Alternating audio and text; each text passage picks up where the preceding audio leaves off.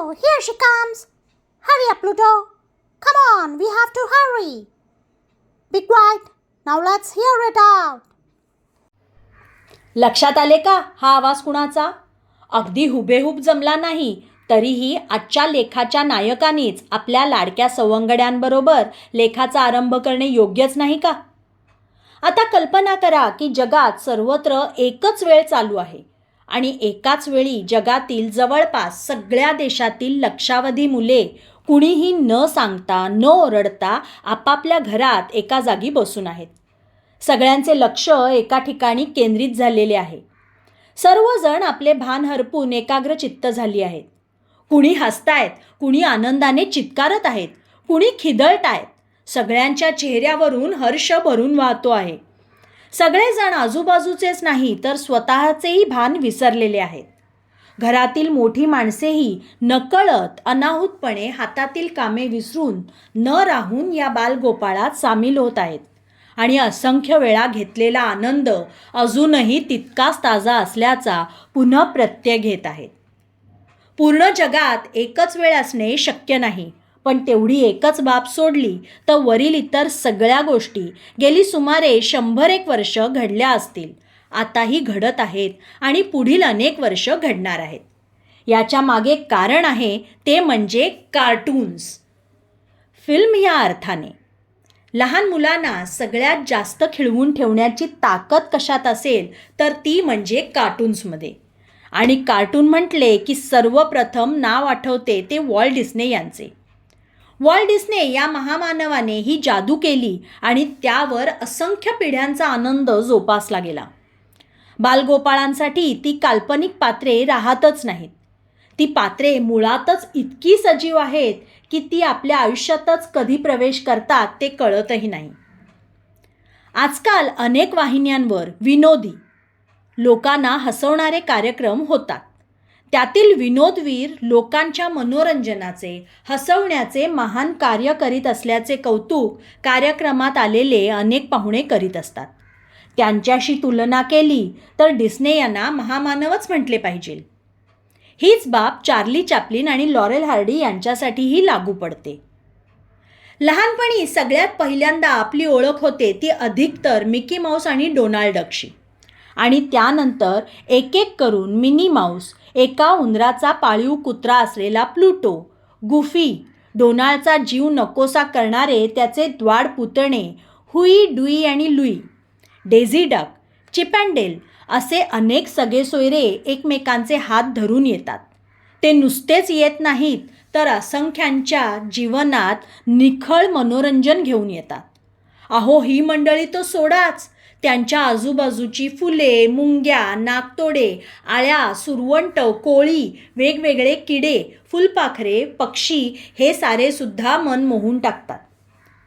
एरवी माऊस आपल्या घरात आला की मन उद्विग्न होते, पण या माऊसने मात्र 100% सगळ्यांच्या मनात पक्के घर केले आहे. कधीकधी तर विज्ञानाच्या सगळ्या व्याख्या, सगळे नियम धाब्यावर बसवून घटना घडत असतात. बऱ्याचदा तर गुरुत्वाकर्षणाचे नियम लागू पडतही नाहीत. पाण्याच्या पृष्ठभागावरून जीव वाचवायला धावत जाता येते. आवडत्या पदार्थाच्या वासाबरोबर तरंगतही जाता येते. पण हे सगळे बघताना भारी म्हणजे भारीच मजा येते. या उलट कधीकधी विज्ञानातील, निसर्गातील अगदी सूक्ष्म गोष्टींची सुद्धा नोंद घेतलेली दिसते, जाणवते.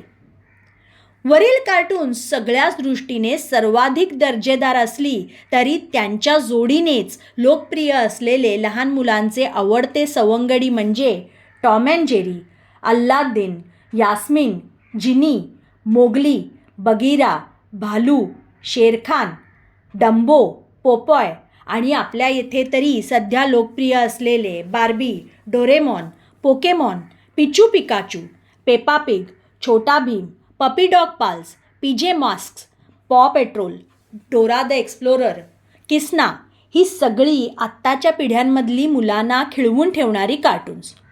पण अगदी खरे सांगायचे ना तर यांच्यात तो दर्जा नाही. यातील कोणत्याच कार्टूनमध्ये तो देखणेपणा, तो जिवंतपणा नाही जो डिस्नेच्या कार्टूनमध्ये असतो. कदाचित पूर्वी हाताने चित्र काढावी लागत असल्याने सगळ्या भावनाही त्यात उतरत असाव्यात, तर आता संगणकाचा वापर होत असल्याने एक प्रकारची निर्जीवता येत असावी.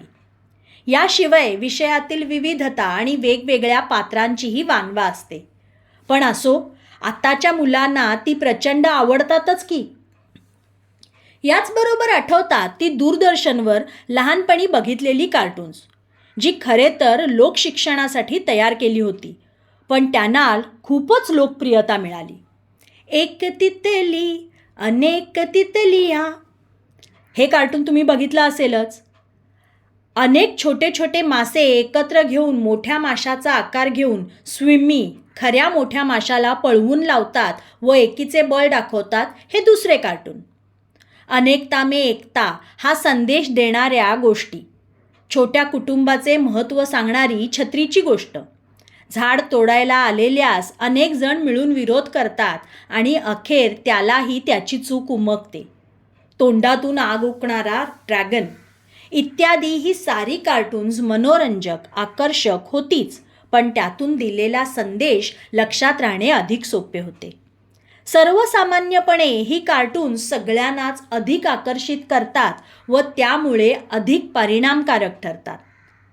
आत्ताच्या कार्टून्समध्येही जी माहिती असते ती मुलांच्या अधिक लक्षात राहते असे अनुभवास येते. आता कार्टून किंवा ॲनिमेशन हे नुसते बघून करमणूक करून घ्यायचे साधन उरलेले नाही.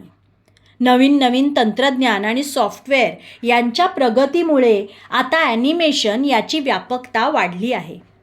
आता जाहिराती, मालिका, चित्रपट सगळीकडे हे कार्टून किंवा ॲनिमेशन व्यापून राहिले आहेत.